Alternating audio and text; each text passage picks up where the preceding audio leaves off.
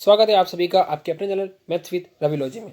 कक्षा 8 हिंदी वसंत चैप्टर 2 नाम है लाख की चूड़ियाँ। इसके क्वेश्चन आंसर करेंगे।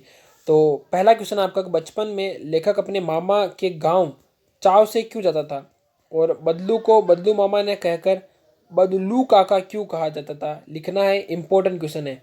और आप सभी अपने मामा के घर जरूर जाते होंगे छुट्टियों में, और अभी तो आपकी छुट्टियाँ चल रही है जोरदार वाली।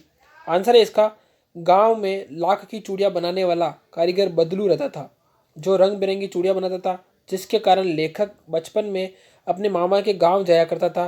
लेखक बदलू काका से बेहद प्यार करता था।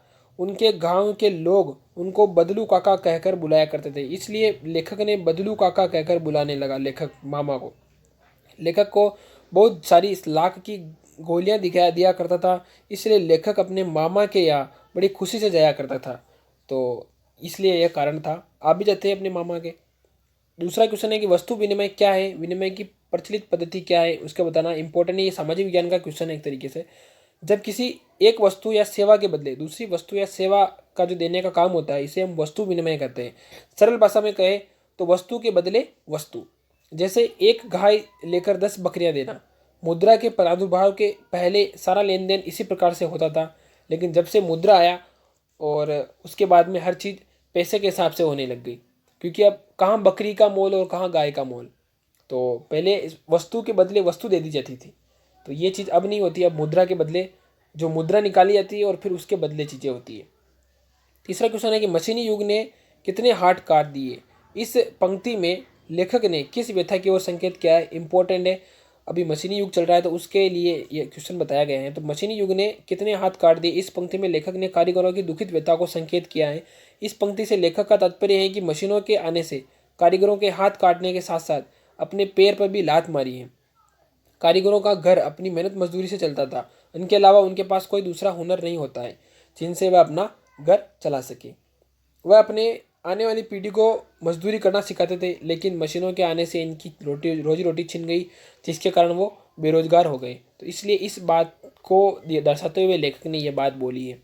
चौथा क्वेश्चन है कि बदलू के मन में ऐसी कोई व्यथा थी जो लेखक से छिपी न रह सकी। बदलू लाख की चूड़ियाँ बनाकर उनको बेचकर अपना घर चलाता था, लेकिन जैसे ही मशीनों ने प्रवेश किया, लोगों ने कांच की चूड़ियों से ज़्यादा पसंद करने लगे, जिसके कारण बदलू का काम ठप हो गया।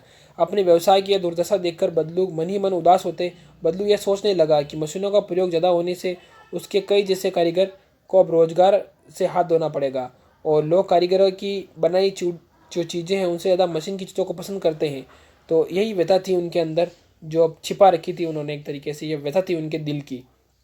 पांचवा क्वेश्चन है कि मशीनी युग से बदलू के जीवन में क्या प्रभाव पड़ा, इंपॉर्टेंट है। तो बदलू के जीवन में मशीनों के आगमन से यह बदलाव हुआ कि वह बेरोजगार हो चुका था और उसका घर चलाना बेहद मुश्किल हो गया था। काम न करने से उसका शरीर भी समय से बूढ़ा दिखने लगा और बीमार जैसे वह दिखने लगा था। आपका छठा क्वेश्चन है कि लाख की वस्तुओं का निर्माण भारत के किन किन राज्यों में होता है, और लाख से चूड़ियों के अतिरिक्त क्या क्या चीज़ें और बनाई जा सकती है, इंपॉर्टेंट है, बताना है आंसर। तो लाख की वस्तुओं का निर्माण राजस्थान में सबसे ज़्यादा होता है, सांगानेर इंपॉर्टेंट है, सांगानेर वगैरह इसके आसपास के, और मध्य प्रदेश, आंध्र प्रदेश, उत्तर प्रदेश, गुजरात में होता है। लाख से चूड़ियों के अतिरिक्त कई प्रकार के आभूषण, खिलौने, साज सजावट की चीज़ें बनाई जाती हैं। तो ये था आपके सारे क्वेश्चन। वीडियो अच्छी लगी तो वीडियो को लाइक करें। इसी प्रकार की और वीडियो देखने के लिए डिस्क्रिप्शन बॉक्स चेक करें, वहाँ पर सारी वीडियो आपको एक प्लेलिस्ट में मिल जाएगी। हम मिलेंगे अगली वीडियो में, तब तक आप पढ़ाई करते रहिए और अपना ध्यान रखें। जय हिंद।